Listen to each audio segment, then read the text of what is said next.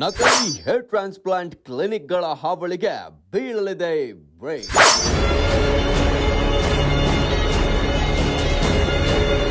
Ayurvedic doctor ಅವರು ನಡೆಸ್ತಾ ಇರ್ತಾರೆ. ಅವರಿಗೆ ಫೈನ್ ಹಾಕಲ್ಲ, ಕ್ಲೋಸ್ ಮಾಡಿರ್ತಾರೆ, ಅವರು ಕ್ಲೋಸ್ ಮಾಡ್ತಾರೆ.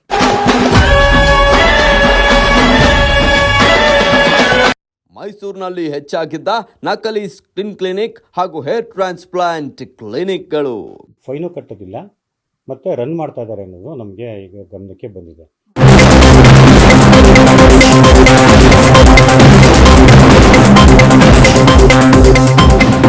ಫಸ್ಟ್ ವೇವ್ ನ್ಯೂಸ್ ಜೊತೆ DHO ಮೋಹನ್ ಅವರ ಎಕ್ಸ್ಕ್ಲೂಸಿವ್ ಮಾತುಕತೆ. ನಾವು ಕ್ವಾಲಿಫೈಡ್ ಪರ್ಸನ್ಸ್ ಹಾಕೊಂಡಿದ್ದೀವಿ, ರನ್ ಮಾಡ್ತಾ ಇದ್ದೀವಿ ಅಂತ ಹೇಳ್ತಾ ಇದ್ದಾರೆ ಅಂತ ನ್ಯೂಸ್ ಇದೆ. ಅದಕ್ಕೆ ಈಗ ನಾನು ನಮ್ಮ ತಾಲೂಕು ಆರೋಗ್ಯಾಧಿಕಾರಿಗೆ ಎಲ್ಲ ಕೇಂದ್ರಗಳಿಗೂ ಭೇಟಿ ನೀಡಿ ಅಲ್ಲಿ ನಿಜವಾಗ್ಲೂ ಅವ್ರು ನಡೆಸ್ತಾ ಇದ್ದಾರೆ. ಟೆಂಪ್ರರಿ ಕ್ಲೋಸ್ ಮತ್ತೆ ಅಪ್ಲಿಕೇಶನ್ ಹಾಕಿದ್ದಾರೆ. ಈಗ 8 ಜನ ಏನು ಕ್ಲೋಸ್ ಮಾಡಿದ್ರು ಅವರ 4 ಜನ ಮತ್ತೆ ಅಪ್ಲಿಕೇಶನ್ ಹಾಕಿದ್ದಾರೆ. ಅದು ವೆರಿಫೈ ಮಾಡಿ ಸರಿ ಇದ್ದರೆ ಕೊಡ್ತೀವಿ, ಇಲ್ಲ ಅಂದರೆ ಇಲ್ಲ. ಇನ್ನು ಈ 5 ಫೈನು ಕಟ್ಟಿಲ್ಲ, ಇದು ಕಟ್ಟಿಲ್ಲ, ಅವ್ರಿಗೆ ಮೆಮೊ ಇಶ್ಯೂ ಮಾಡೋಕ್ಕೆ ಹೇಳಿದ್ವಿ.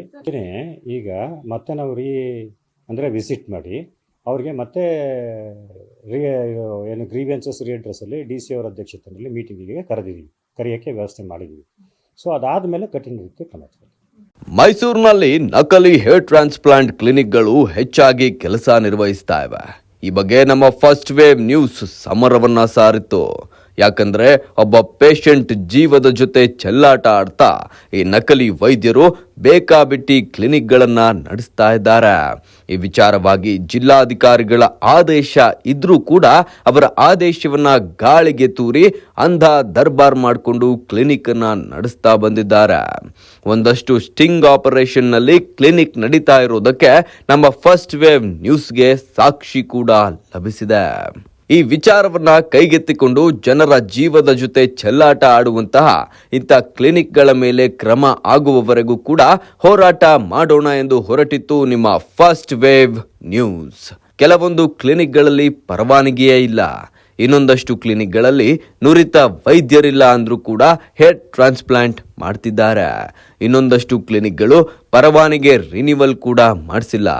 ಈ ವಿಚಾರ DC ಅವರ ಗಮನಕ್ಕೆ ಕೂಡ ಬಂದಿತ್ತು. ಆಗ ಒಂದು ಸಮಿತಿ ರಚನೆ ಮಾಡಿ DC ಅವರು ಈ ನಕಲಿ ಕ್ಲಿನಿಕ್ಗಳ ವಿರುದ್ಧ ಆದೇಶವನ್ನ ಹೊರಡಿಸಿದ್ರು. ವಿಚಾರಣೆಗೆ ಹಾಜರಾಗಬೇಕು, ಪರವಾನಗಿ ರಿನಿವಲ್ ಮಾಡಿಸದೆ ಕ್ಲಿನಿಕ್ ನಡೆಸ್ತಾ ಇದ್ದವರು ಕೂಡಲೇ ಫೈನ್ ಕಟ್ಟಿ ರಿನಿವಲ್ ಮಾಡಿಸಬೇಕು. ಪರವಾನಗಿ ಇಲ್ಲದೆ ನುರಿತ ತಜ್ಞರಿಲ್ಲದೆ ನಡೆಸ್ತಿದ್ದ ಕ್ಲಿನಿಕ್ಗಳು ಕೂಡಲೇ ಬಂದ್ ಆಗಬೇಕು ಎಂದು DC ಅವರು ಆದೇಶವನ್ನ ಹೊರಡಿಸಿದ್ರು. ಆದ್ರೂ ಕೂಡ ಯಾರು ಕೇರ್ ಮಾಡದೆ ಕ್ಲಿನಿಕ್ಗಳನ್ನ ರಾಜಾರೋಷವಾಗಿ ನಡೆಸ್ತಾ ಬಂದಿದ್ದಾರೆ.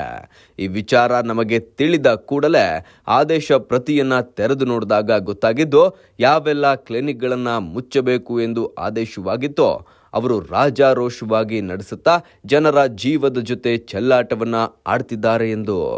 ಈ ವಿಚಾರವನ್ನ DHO ಅವರ ಗಮನಕ್ಕೆ ತರುವ ಕೆಲಸ ಮಾಡಿತ್ತು ಫಸ್ಟ್ ವೇವ್ ನ್ಯೂಸ್.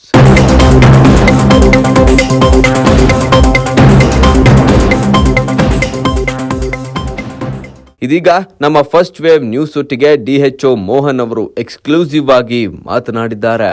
ಈ ನಕಲಿ ಕ್ಲಿನಿಕ್ಗಳ ಮೇಲೆ ಕೂಡಲೇ ಕ್ರಮ ಕೈಗೊಳ್ಳುವ ಕೆಲಸವನ್ನ ಮಾಡ್ತೇವೆ.